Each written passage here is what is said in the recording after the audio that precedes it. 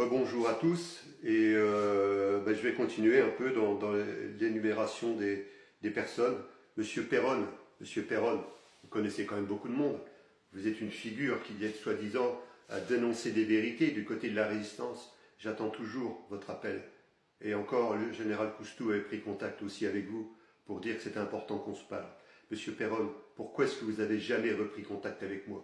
Qu'est-ce que vous faites sur la table 700? Qu'est-ce que ça veut dire? Pourquoi est-ce que vous êtes là? Vous pouvez nous expliquer? Vous pouvez expliquer à la population pourquoi est-ce que vous êtes ici?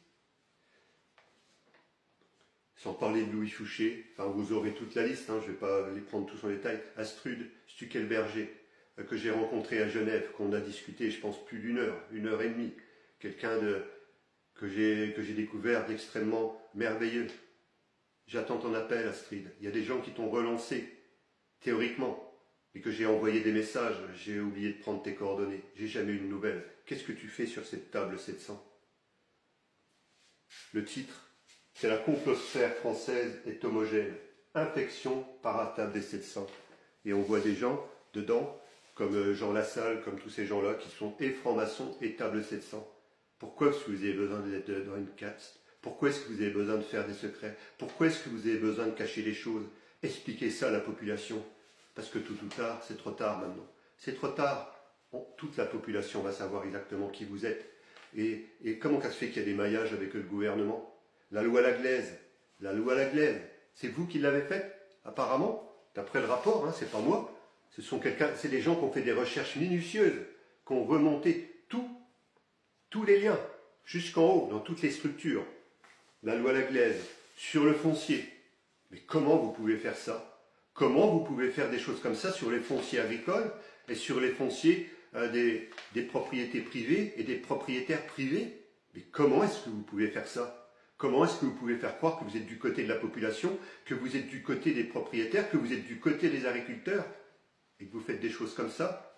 Il va falloir que vous nous expliquiez ça, que vous preniez le temps de nous expliquer. En tout cas, aujourd'hui, vous aurez des comptes à rendre à des personnes comme moi. C'est clair, vous n'êtes plus des personnes saines. Vous n'êtes pas des personnes qu'on peut créer des partenariats aujourd'hui. D'autres viendront, d'autres personnes avec des vraies valeurs humaines qui sont vraiment là pour redonner le pouvoir au peuple. Et qui peut redonner le pouvoir au peuple? C'est le peuple. Ce n'est pas quelqu'un qui va redonner le pouvoir, c'est le peuple, tout simplement, aujourd'hui, qui vous dit « le peuple reprend son pouvoir, vous ne détenez plus rien » et que tous ces gens-là, vous avez des comptes à rendre à la société. Même si vous détenez les institutions de justice, et je suis bien placé pour savoir que des activités que j'étais dans le MLM, ils savent pertinemment que la Miviludes ne bougera pas. Pourquoi est-ce que la Miviludes ne bouge pas? Pourquoi est-ce que le CHAFE ne bouge pas? CHA, 2FES de Lille. Pourquoi? Alors qu'il y a des commissaires dedans. Pourquoi est-ce que ces gens-là ne font rien et qu'on se retrouve tous face à la justice? Vous avez des rôles extrêmement importants. Alors, je crois que c'est Jean-Noël Mendy, Idriss Aberkan. Certains d'entre vous, vous êtes en train de défendre la cause des enfants placés, et vous êtes peut-être même concernés. Et en finalité, vous faites quoi? Vous êtes dans quel camp? Qu'est-ce que ça veut dire? Qu'est-ce que c'est que vous faites partie de cette table 700? Qu'est-ce que ça veut dire? Expliquez aux gens qui vous font confiance, qui ont eu leurs enfants enlevés, qui ne les voient plus, comme Inda et d'autres, comme Grégory. Peut-être qu'ils ont fait des erreurs dans leur vie. Mais expliquez à ces gens-là, à ces 400 000 enfants qui ont été placés, il y a certainement des raisons valables, mais pour certains, mais qu'est-ce que vous faites? Vous êtes dans quel camp? Vous êtes dans le camp des familles qui ont eu leurs enfants élevés, dans le camp des femmes, des hommes, des mères, des pères qui ont eu leurs enfants enlevés par les ASE? Ou vous êtes du bon côté? Il va falloir que vous vous expliquiez aussi les noms que je viens de citer. Monsieur Borowski de Géopolitique Profonde, j'attends votre appel. J'étais avec le général Coustou début avril, quand je suis repassé d'Avignon, qu'on avait avec Jean-Marc Fortanet pour une autre Europe. Et quand je suis repassé, j'ai été reçu par le général Coustou plusieurs heures sur Paris. Et il est venu me présenter à vous, monsieur Borowski.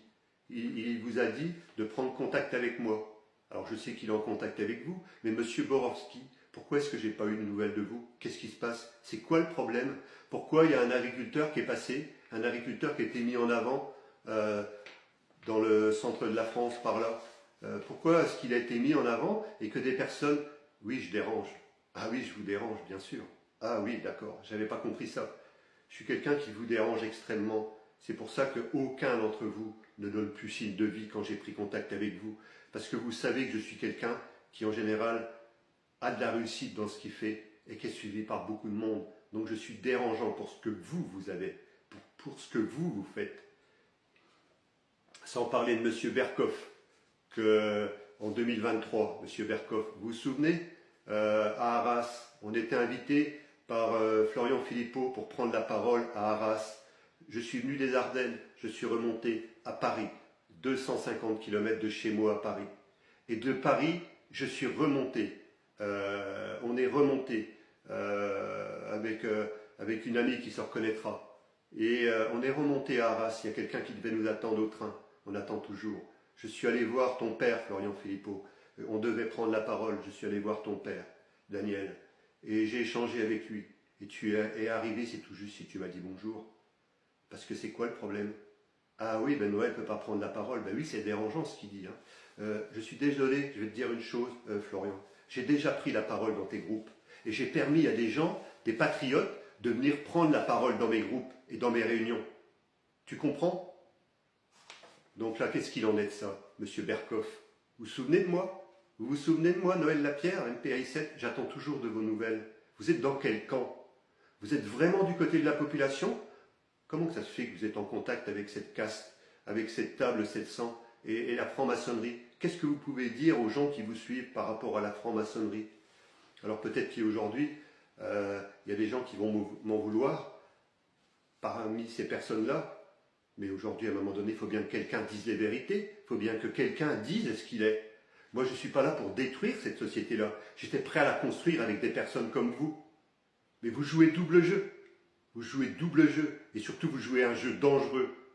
C'est-à-dire qu'à tout moment, en finalité, dès que j'ai le dos tourné, vous êtes prêt à me poignarder tous autant que vous êtes. Et puis, je vais aller un peu plus loin. Bon, bien sûr, le professeur Christian Perron, que j'ai parlé tout à l'heure, mais Nicolas Vidal, on s'est rencontrés à Béziers. Tu te souviens, Nicolas? J'ai même une photo de toi. Hein, tu as voulu qu'on se prenne en photo, donc, enfin, c'est moi qui t'ai proposé, mais tu as joué le jeu tout de suite. D'accord? À Béziers, en début d'année, février, je crois. J'étais avec Jean-Marc Fortanet. Il y avait une réunion avec tout un groupe citoyen. Ah oui, citoyen. Hein, souverainiste, pardon, je me trompe. Souverainiste. Ah oui, oui, oui. Ben oui, j'ai compris du coup. On a tout compris, hein, les souverainistes ici, hein, tous les souverainistes, avec un grand monarque à la tête. Grand monarque, c'est pas pour donner le pouvoir à la population, ça n'existe pas. C'est impossible. Les autres, c'est des sujets. Donc je ne sais pas comment vous fonctionnez, c'est pas quelqu'un qui a pouvoir de vie sur les gens. Ça n'existe plus, c'est terminé ça. Moi j'ai le pouvoir de vie sur personne. Chacun est libre, personne n'appartient. Mais j'appartiens à personne non plus. Donc Nicolas Vidal, combien de fois que j'ai essayé de te rappeler? Tu devais m'inviter à ton émission. Plus de son, plus d'image. Et qu'est-ce que je vois là, ce week-end, du 14 septembre, tu étais à Arras, avec tous tes amis là, j'ai reconnu toute la liste. Ah, bah oui, mais je suis en train de tout comprendre. Et comme j'ai tout compris, bah, je suis en train d'expliquer tout aux personnes qui vous connaissent et qui m'écoutent, et qui vont pouvoir en parler, et qui vont repartager par centaines et par centaines et par centaines. Donc je ne suis pas là pour vous détruire. Je suis là pour construire une nouvelle société et de dire ce que vous êtes en train de faire, c'est stop maintenant. C'est stop. Et le gouvernement, ce sera pareil. Vous aurez des comptes à rendre à chaque homme, à chaque femme. C'est très grave ce que vous êtes en train de faire. Vous avez trahi les populations. Vous les avez mis dans la misère. Vous avez détruit des familles à jamais. Et je suis passé par là, je sais pertinemment ce que ça veut dire. Le piège qu'on m'a tendu dans les MLM, avec des diffamations, et un autre qui se permet de venir me salir, qui voudrait me humilier. Mais amusez-vous à ça. Amusez-vous. Qu'est-ce que vous voulez que j'y fasse?